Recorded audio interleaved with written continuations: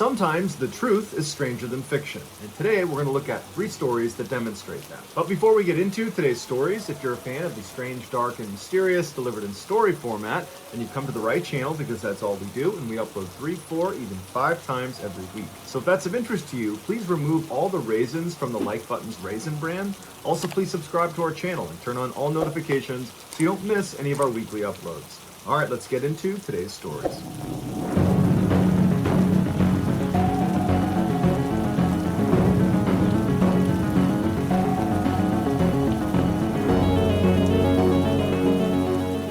From 2000 to 2013, Cornelius Mike Anderson miraculously turned his life around. Growing up in a suburb of St. Louis, Missouri, Mike was a troubled young man that seemed destined for jail time. But something changed for him in the year 2000 when he was 23 years old. Suddenly, he wanted to make the most out of his life. So he distanced himself from his old friends and he moved to a different suburb outside of St. Louis called Webster Groves.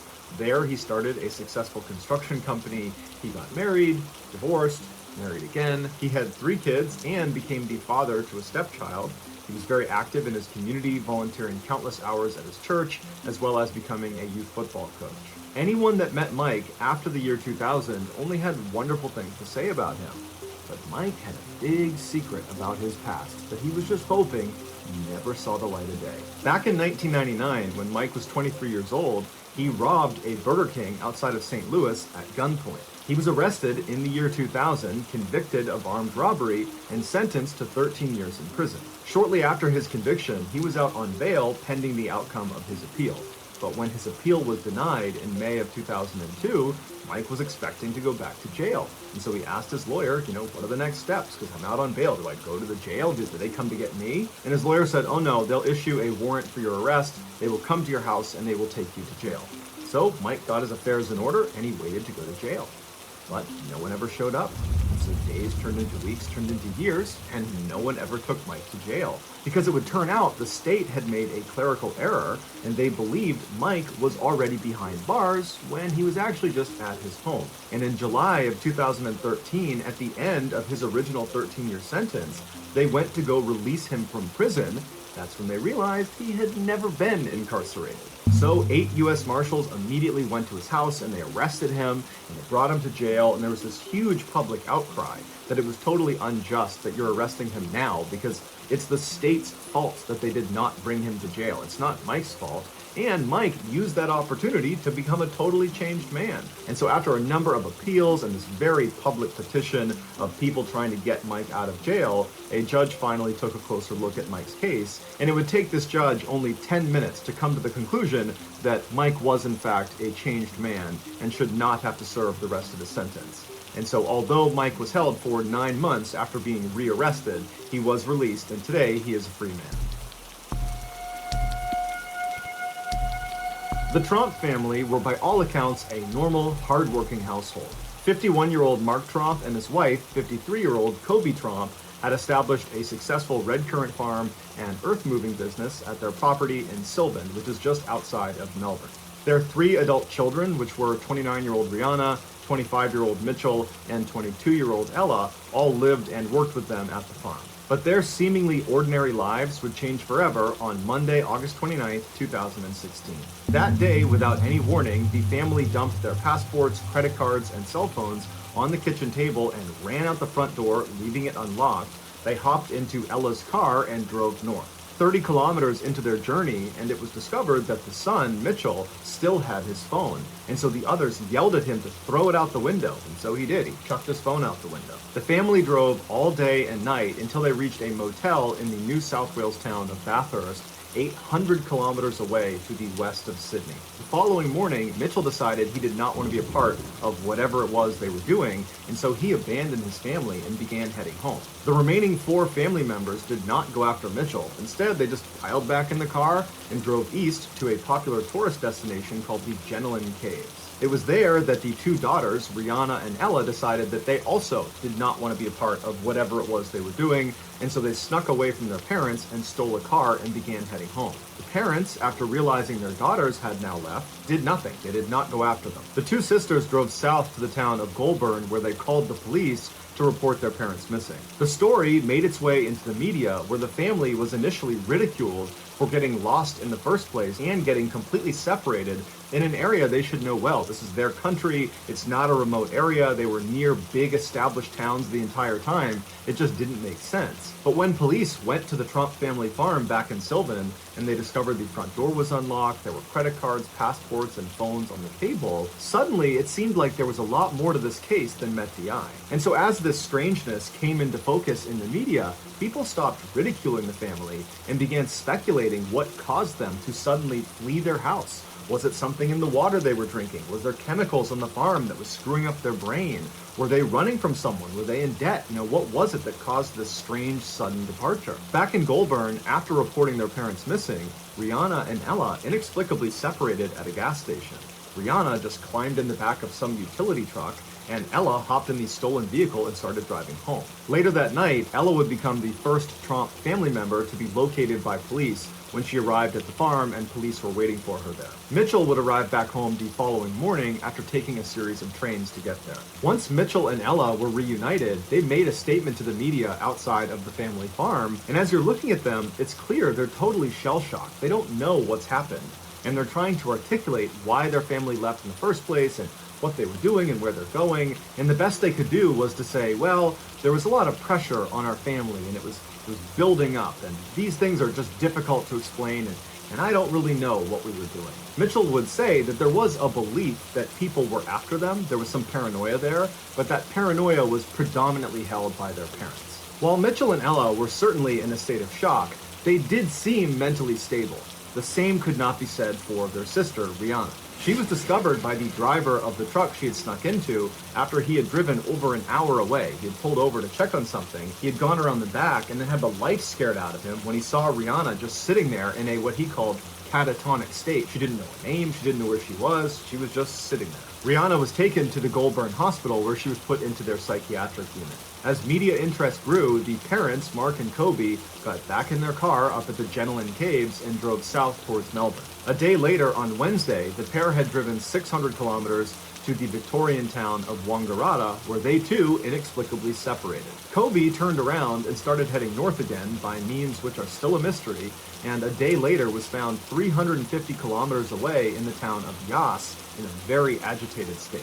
She was taken to a hospital there, but then transferred to the Goulburn psychiatric unit to be with her daughter, Rihanna. Mark stayed in Wangaratta, and he was there for several days, and during his time there, he was spotted by a young couple really aggressively tailgating them, and then he was spotted again on another day fleeing from the car he had been driving. Finally, on Saturday evening, all of the Trump family members were accounted for when Mark was finally discovered sitting next to the road near the Wangaratta airport. He was questioned by police and then assessed by a mental health officer and then was released into the custody of his brother, who was a police officer. And as they drove away, Mark turned around and flipped off the photographers that had converged on the spot. He later released a more contrite statement apologizing for the hurt and concern that were caused by these events, and he also paid respect to the police and the volunteers that went out looking for them. After the investigation, the police determined that nobody was chasing this family. They were not in any danger. The family had also not taken any drugs. They were not in debt. They were not involved in any sort of religious cult. And prior to this strange event, the family had no history of mental health issues. After the dust had settled and the Trump family was just back at their farm going about their normal life, every media outlet wanted an interview with them to try to learn more about why this strange thing happened. But the family said, we're not doing interviews, we're not putting out any more statements, we just want to be left alone. And so as a result, all people could do was theorize. And the leading theory was that the Trump family was suffering from something called folie à deux, which is a French term that means madness for two. And what happens is one person who is delusional can pass that delusion on to other people.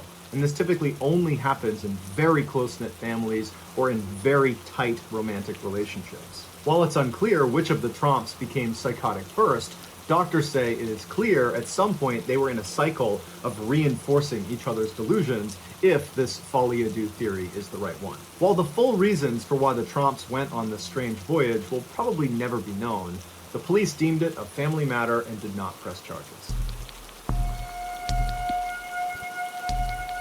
In 2007, 35-year-old Eva Wisniewska was a member of the German national paragliding team. Over the previous 2 years, Eva had competed in 10 of the world's biggest paragliding competitions, and she had won 6 of them, making her the top female paraglider in the world. So coming into that year, Eva was very motivated to work extra hard to make sure she retained that title as world champion. On February 24th of that year, Eva was preparing her gear alongside 200 other paragliders on Mount Bora in New South Wales, Australia. This was Eva's last training opportunity before her first major competition of that year, which was scheduled for the next week. As they were getting ready to launch, one of the coaches walked in front of the group and made an announcement. He said storm clouds have been spotted to the north, but the forecast was a little bit ambiguous. It wasn't clear if the storm was going to move over their training area or not. So it was up to each of the paragliders if they still wanted to launch that day and risk the bad weather. Eva, who was really eager to get this training flight in, looked at the sky and saw that it was pretty gray, but decided that she was going to do it. Worst case scenario, she would have to cut it short. The rest of the German national team, they didn't want to take the risk, and so they stayed grounded that day. Eva took a little bit longer preparing her gear, so by the time she was lining up on the cliff, she was only one of a handful of people that remained. And so strapped into her glider, she took a good run forward and launched herself up into the air. On the ground, the rest of the German national team followed in a van to track her progress and checked in with her from time to time with their radio.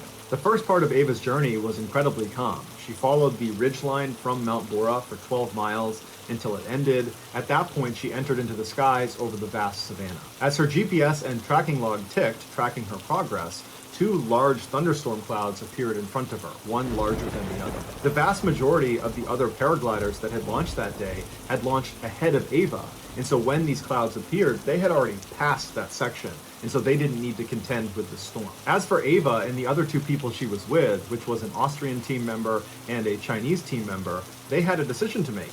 They could either immediately ground their flight to avoid the storm, or they could attempt to dodge it. They chose the latter. They knew it was too dangerous to try to fly underneath these clouds because of something called updraft. At the beginning of storms, warm air is sucked up from the ground up into these clouds, and a paraglider, if they get caught in that, can get sucked up with the air into the storm. And so Eva and the other 2 paragliders began aggressively flying around the outside of these clouds when all of a sudden the storm completely changed. The big cloud overtook the small cloud, creating this 12-mile wide cumulonimbus cloud that now all 3 paragliders were stuck inside of. Any updraft is dangerous to a paraglider, but the updraft of a cumulonimbus cloud is famously dangerous because it's extremely powerful and it lasts for over an hour. The Austrian man was able to pull down on one toggle, point his feet, and begin spiraling all the way out of the grasp of this updraft. And he said he turned to look at the other 2, and he didn't see the Chinese man, but he did see Eva, and she was desperately trying to do what he was doing and spiral down, but she was clearly caught in the updraft, and he watched her get pulled up into the black cloud out of view. By the time the Austrian man hit the ground, he would say it had become the worst thunderstorm he had ever seen, with huge hail balls hitting the ground all around him. He took one more look up, and he didn't see the Chinese man, he didn't see Eva anywhere, and he took off running for a barn to seek shelter. And when he was there, he pulled out his radio and he alerted the other teams of this emergency. Inside the cloud, Eva was hurtling up like a rocket. The storm was lifting her at a rate of 60 feet per second. There was nothing she could do to get out of this wind tunnel. Eva knew she was getting pulled towards the storm's eye in its vicious center because of the immense claps of thunder that just kept getting louder and louder, and it also kept getting darker and darker all around her. In fact, it was pitch black, except for the occasional flash of lightning that came very close to electrocuting her. As she desperately tried to keep her glider stable, she was able to place a radio call down to her team on the ground, but all she could say was, "I can't see anything," before it cut out. And at some point, Eva reached the eye of the storm where it's pitch black and the temperatures are freezing and hail balls the size of oranges are pelting her left and right. And the updraft kept pulling her higher and higher and higher until she passed out from a lack of oxygen. And at some point, this updraft actually shot her up and out of the cloud. And while this meant she was out of the storm, she was now in air that was 50 degrees below zero, which meant everything, her face, her gloves, her clothes, the wings of her glider, everything completely froze. And to make matters worse, at the altitude she was at, there was almost no oxygen and she did not have a breathing apparatus. So by all accounts, Eva should be dead. But somehow, she didn't die. She just kept floating around above this storm cloud for 45 minutes. And then something happened. The ice on one side of the glider broke off, causing it to collapse, throwing her into a deadly free fall, and she's not in control, she's still unconscious, and she starts barreling back towards the ground like gravity has been turned back on again, going straight through the storm all over again. And so through the storm, going at 90 feet per second, she clears the storm, and then right after getting out from underneath it, her glider miraculously just opens back up again. And the jerking motion of her suddenly stopping her free fall jolted her awake. And so she's looking around, totally confused as she's gradually regaining consciousness, and she's taking stock of where she is. And she's still in the storm cloud, but right at the bottom of it. But luckily, the updraft had stopped. And so she was steady, and she was able to reach up and grab her toggles, and she was able to fly herself down to the ground and crash land, and then she curled into a ball, grabbed her radio, and she called her team. When they heard her voice, they could not believe she was alive, because the other paraglider that got sucked up by the updraft, the guy from the Chinese national team, he unfortunately was struck by lightning and was killed. And so they were anticipating finding out that Ava had been struck by lightning as well. But Ava had not just survived. When they brought her to the hospital, they discovered that virtually nothing was wrong with her. She had some pretty bad bruises and cuts from the hail, and she had a little bit of frostbite on her face, but it was treatable. And so the same day she was brought in, they discharged her. After leaving the hospital, she and her teammates went back to the launch site so she could collect her gear.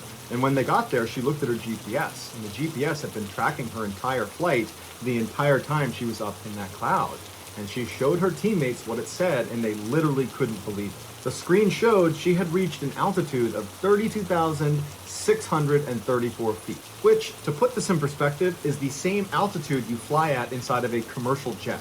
So imagine being outside of your plane in the middle of a flight, and that's how high she was. Another reference point is she was approximately 4,000 feet higher than the summit of Mount Everest. No human being had ever been that high, unprotected, and lived to tell the tale, until Ava. So that's going to do it, guys. If you found the secret in today's episode, let us know what it is in the comments and where you found it, so give us the timestamp. And if you're the first to do that, we'll pin you at the top of the comments section. If you enjoyed today's video and you haven't done this already, please remove all of the raisins from the Like Button's raisin brand. Also, please subscribe to our channel and turn on all notifications so you don't miss any of our weekly 3, 4, even 5 video uploads. If you want to get in touch with me, you can direct message me on Instagram or on Twitter. My username for both platforms is the same. It's JohnBallin416. I also have a ton of content over on TikTok where my username is Mr. Ballin. I also have a second YouTube channel called Mr. Ballin Shorts where I post short videos. If you have a story suggestion, please submit it to our subreddit just called Mr. Ballin. It's linked in the description below. So whether I see you on Twitter, Instagram, TikTok, Reddit, YouTube, or some combination, just know that I really appreciate your support, and until next time, that's going to do it. See ya.